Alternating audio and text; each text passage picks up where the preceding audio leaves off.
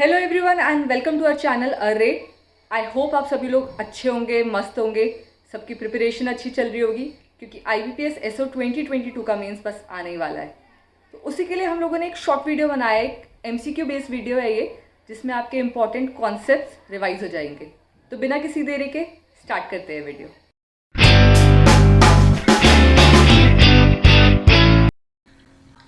तो स्टार्ट करते हैं इंपॉर्टेंट क्वेश्चन से। ये क्वेश्चंस आपके बेसिक रिवाइज करने में काफ़ी हेल्प करेंगे। तो अगर आपको लगता है कि ये क्वेश्चन आपको नहीं पता है, ये टॉपिक आपको नहीं पता है, तो प्लीज़ जाके उसे रिवाइज करिए क्योंकि ये सारे ही काफ़ी इंपॉर्टेंट टॉपिक्स हैं। तो स्टार्ट करते हैं इसी के साथ, पहले क्वेश्चन की तरफ बढ़ते हैं। Which database model does not supports many to one relationship? Database का क्वेश्चन है, मॉडल्स इंपॉर्टेंट है, ऑप्शंस देख लेते हैं। Object oriented database model, network database model, hierarchical database model, relational database model. किसमें मैनी टू वन रिलेशनशिप नहीं आता है?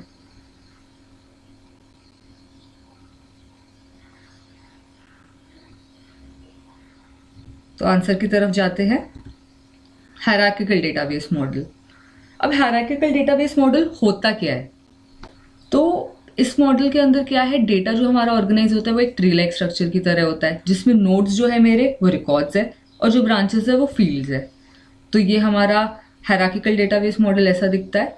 अब इसके अंदर एक चेयरमैन के मल्टीपल मैनेजर्स है, मतलब वन टू मैनी रिलेशनशिप है। हर मैनेजर के मल्टीपल एम्प्लॉयज है, which is again one two many relationship. पर कोई भी एम्प्लॉय के मल्टीपल मैनेजर्स नहीं है, ना ही कोई मैनेजर का मल्टीपल चेयरमैन है, मतलब इसमें many to one relationship support नहीं होता है। अब इसी डायग्राम को अगर मैं मॉडिफाई कर दूं, सेकेंड एम्प्लॉय को मैं सेकेंड मैनेजर से जोड़ दूं, तो ये हमारा बन जाता है मैनी टू वन रिलेशनशिप, क्योंकि इसमें एक एम्प्लॉय के दो मैनेजर्स है। इस मॉडिफिकेशन को हम क्या कहते हैं? Network database model. तो अगर मैं हायरार्किकल डेटाबेस मॉडल में मैनी टू वन रिलेशनशिप डाल दूं तो वो नेटवर्क डेटाबेस मॉडल बन जाता है। रिलेशनल डेटाबेस मॉडल तो आपको सबको पता ही होगा। 2 डायमेंशनल टेबल में हम रो कॉलम के फॉर्म में डेटा को जो स्टोर करते हैं। और ऑब्जेक्ट ओरिएंटेड डेटाबेस मॉडल में हम कैसे इंफॉर्मेशन रिप्रेजेंट करते हैं? ऑब्जेक्ट्स के फॉर्म में। एक मेजर डिफरेंस जो ऑब्जेक्ट ओरिएंटेड और रिलेशनल डेटाबेस मॉडल में होता है कि टाइप ऑफ डेटा जो हम स्टोर करते हैं। रिलेशनल डेटाबेस में एक ही टाइप का डेटा स्टोर होता है, वेयरएज ऑब्जेक्ट ओरिएंटेड में आप different type of data store कर सकते हो, लाइक पिक्चर्स, वीडियोस, वॉइस। तो ये एक मेजर डिफरेंस होता है ऑब्जेक्ट ओरिएंटेड और रिलेशनल डेटाबेस मॉडल में। बढ़ते हैं नेक्स्ट क्वेश्चन की तरफ। Derived class does not inherit which of the following properties from base class? Constructors, protected data members, overload operators. तो क्या ये only one है, only one and two है, only one and three है? ये सारे ही। इनहेरिटेंस इंपॉर्टेंट कॉन्सेप्ट है, पता होना चाहिए डिराइव्ड क्लास क्या इनहेरिट करती है, क्या नहीं करती।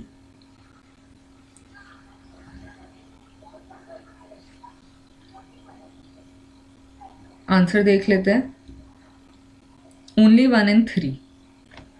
सो ऑलवेज रिमेंबर कि डिराइव्ड क्लास कभी भी constructors, destructors, overload operators, even private data members इनको इनहेरिट नहीं करती है। प्रोटेक्टेड डेटा मेंबर्स और पब्लिक डेटा मेंबर्स इनहेरिट हो सकते हैं डिराइव्ड क्लास में। बढ़ते हैं नेक्स्ट क्वेश्चन की तरफ। Which of the following is not a DML command? DML command होता क्या है पहले तो ये पता होना चाहिए। Data manipulation language command. Options क्या क्या है? Select, insert, update, drop.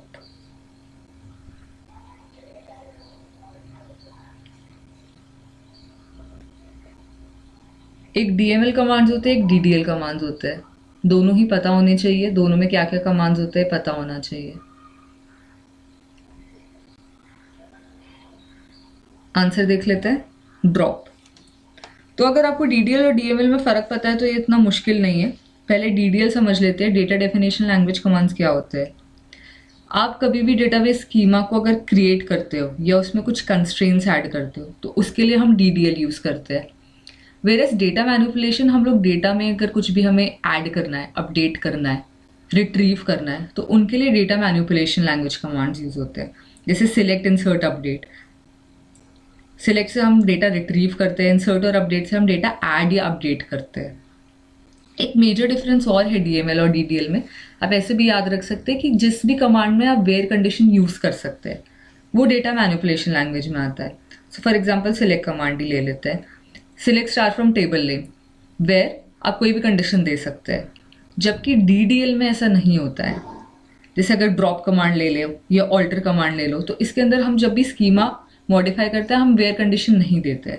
जैसे ऑल्टर का कमांड क्या होता है, alter table, table name, add. अगर आपके पास फॉर एग्जांपल कोई कॉलम नहीं है, मेरे पास यार ईमेल का कॉलम ही नहीं था, तो ऐड ईमेल और उसका टाइप दे दो, जैसे वेर। तो इसमें वेयर की कंडीशन नहीं यूज होती। तो ये एक और तरीका है जिससे आप याद रख सकते हो डीडीएल और डीएमएल के बीच का डिफरेंस। बढ़ते हैं नेक्स्ट क्वेश्चन की तरफ। ईआर डायग्राम का ये क्वेश्चन है, which of the following represents the below symbol in ER diagram? Weak relationship, weak entity, multi valued attributes, derived attributes. Simple सा क्वेश्चन है ये। डायग्राम पता है तो देखकर एक मिनट क्या 10 सेकेंड में आंसर कर सकते हो।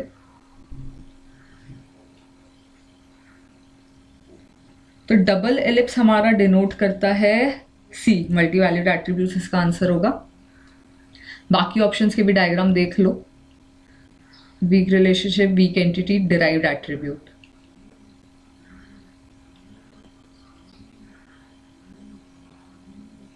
बढ़ते हैं नेक्स्ट क्वेश्चन की तरफ। आईपी एड्रेस दिया हुआ है, नंबर ऑफ होस्ट पूछे है। अगर कॉन्सेप्ट पता है तो छोटा सा सवाल है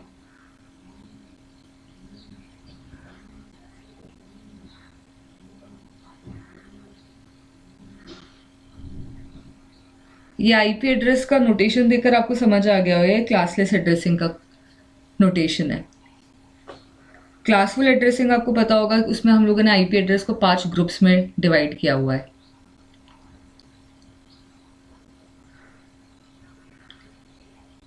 तो आंसर की तरफ बढ़ते हैं। 4096। पर ये आया कैसे? तो सबसे पहले तो क्लासलेस एड्रेसिंग है, ये कैसे पता चला? नोटेशन से। ये जो स्लैश के बाद मुझे दिख रहा है ये क्लासलेस एड्रेसिंग का नोटेशन है। अब ये जो 20 है ये क्या रिप्रेजेंट करता है? 20 मतलब नंबर ऑफ कंटिन्यूस 1, मतलब मेरा नेटवर्क आईडी का बिट का पार्ट। पर मुझे तो होस्ट निकालना है, तो अब होस्ट आईडी का बिट का पार्ट मुझे कैसे पता चलेगा? 32 में से 20 सब्ट्रैक्ट कर दो, विच इज 12। तो 12 मेरा होस्ट आईडी के बिट का पार्ट है, पर मुझे नंबर ऑफ होस्ट निकालना है, तो वो क्या हो जाएंगे? 2 to the power 12, which is 4096। तो ऐसे हम लोग नंबर ऑफ होस्ट निकालते हैं क्लासलेस एड्रेसिंग में। बेसिक सवाल था ये, कॉन्सेप्ट पता था तो फटाफट से आंसर आ गया इसका।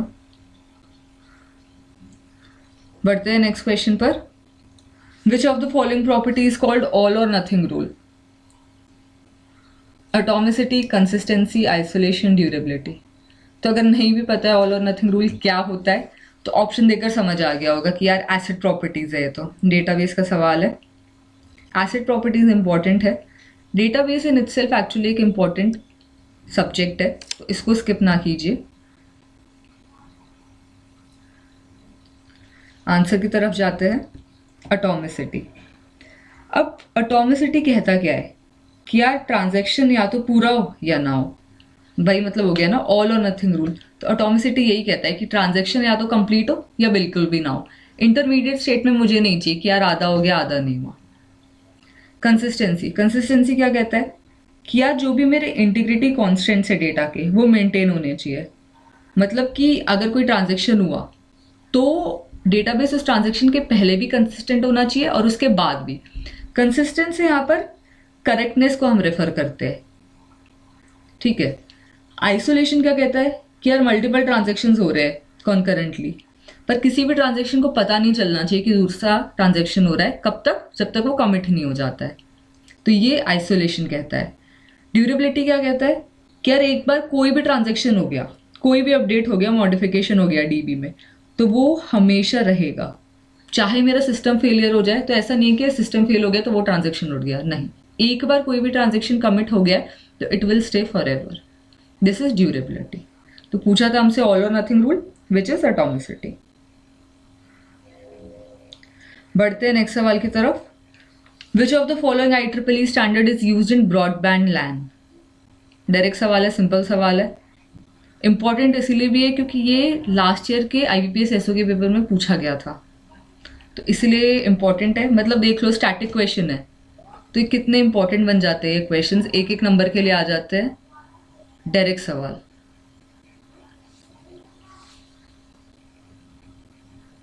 आंसर देख लेते हैं इसका। IEEE 802.7। एक बार मैं पूरी लिस्ट दिखा देती हूँ आपको, उसे याद रख लो। 17 होते हैं इसके अंदर। तो कौन से स्टैंडर्ड क्या डिनोट करता है ये पता होना चाहिए।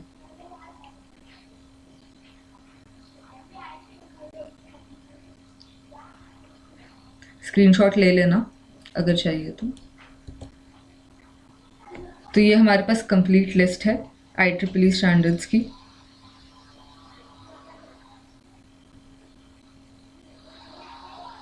बढ़ते हैं नेक्स्ट क्वेश्चन की तरफ। Which of the following is a technique for acknowledgement? Piggybacking, user datagram protocol, trace route, both A and B।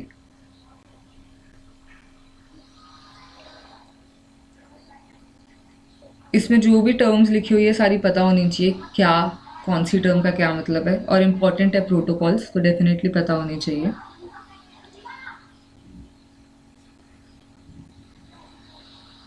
Answer की तरफ जाते हैं। पिगीबैकिंग। तो पिगीबैकिंग समझने के लिए आप पहले तो ये देखो कि आजकल जो कम्युनिकेशन चैनल्स है वो हमें पता है कि ड्यूप्लेक्स नेचर के होते हैं। ड्यूप्लेक्स मतलब कि डेटा ट्रांसमिशन मेरा दोनों वेज होता है। कोई भी अगर लिंक मैं कंप्राइज करती हूँ तो उसमें एक फॉरवर्ड चैनल होता है जो कि डेटा भेजता है, एक रिवर्स चैनल होता है जो कि एक्नॉलेजमेंट भेजता है। तो दोनों तरफ से डेटा जा रहा है। स्टेशन, अगर मैं एक एग्जांपल ले लेते हैं यहाँ पर, स्टेशन X है, स्टेशन X डेटा भेज रहा है, स्टेशन Y भी डेटा भेज रहा है। जब X डेटा भेज रहा है वह एक्नॉलेजमेंट भेज रहा है, जब Y डेटा भेज रहा है X एक्नॉलेजमेंट भेज रहा है। पर इसमें क्या होता है ना कि लोड जो है हमारा डबल हो जाता है। तो इसी के लिए जो कॉन्सेप्ट आया था वो आया था पिगीबैकिंग। इसमें क्या कहते हैं कि अगर मैंने आपको डेटा भेजा, स्टेशन X ने आपको डेटा भेजा, तो स्टेशन Y उसका एक्नॉलेजमेंट नहीं भेजेगा। वो उसका एक्नॉलेजमेंट कब भेजेगा? जब उसके पास कोई डेटा होगा।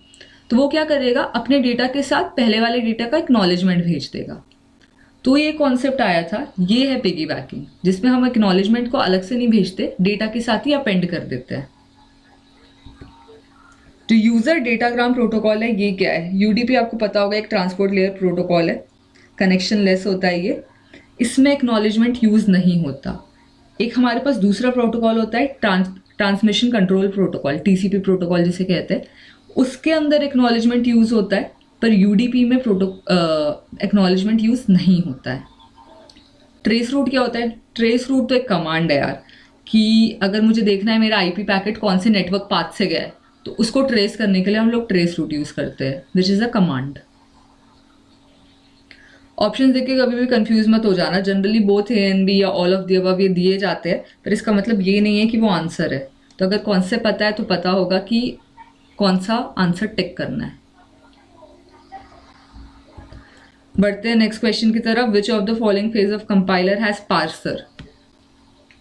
इंपॉर्टेंट है फेजेस ऑफ कंपाइलर, पता होने चाहिए। उससे पहले ये भी पता होना चाहिए कि कंपाइलर क्या होता है। तो कंपाइलर आपको पता ही होगा, हाई लेवल लैंग्वेज को लो लेवल लैंग्वेज को में कन्वर्ट करने के लिए हम कंपाइलर यूज़ करते हैं। लो लेवल लैंग्वेज क्या होती है? जो मशीन कोड होता है, जो कि एक सिस्टम समझ पाता है। और हाई लेवल लैंग्वेज क्या होती है? जिसमें हम कोड लिख पाते हैं, जो हम अंडरस्टैंड कर पाते हैं। तो पार्सर हमें पता है, सिंपल सा सवाल है, सिंटैक्स एनालाइजर में होता है। सिंटैक्स एनालाइजर क्या होता है कि जो भी हमें टोकन मिले, टोकन हमें कौन देता है? लेक्सिकल एनालाइजर देता है। एक बार ये फ्लो देख लो। तो लेक्सिकल एनालाइजर हमें टोकन देता है, उस टोकन का सिंटैक्टिक के लिए वो सही है या नहीं है ये कौन बताता है? सिंटैक्स एनालाइजर बताता है हमें। मतलब उसका ग्रामर ठीक है या नहीं है, मैंने जिस लैंग्वेज में कोड लिखा है वो ठीक भी लिखा है या नहीं लिखा। तो इसके अंदर सिंटैक्स एनालाइजर क्या करता है? पार्स ट्री में कन्वर्ट करता है उन टोकन्स को, और चेक करता है जो भी हमारे प्री डिफाइंड ग्रामर रूल्स है कि वो ठीक लिखा है या नहीं लिखा है। तो इसलिए इसका आंसर हो जाएगा सिंटैक्स एनालाइजर। बढ़ते हैं नेक्स्ट क्वेश्चन की तरफ। सिंपल सा सवाल है, following IP address belongs to which IPv4 class. तो आपको पता ही है क्लासफुल एड्रेसिंग में आईपी एड्रेसेस को 5 क्लासेस में डिफाइन किया हुआ है, उसमें से एक आईपी उठा के दे दिया, पूछा है कौन सी क्लास का है। डायरेक्ट सवाल है। तो ये आईपी क्लास सी का आईपी है। अब क्या क्लासेस है ABCD में, कौन सा आईपी कहाँ से स्टार्ट होता है, एक बार देख लो, वो भी पता होना चाहिए ये चीज़ भी। कभी डायरेक्ट क्वेश्चन आ गया तो ऐसे एक नंबर गंवाना नहीं है इसमें अपना।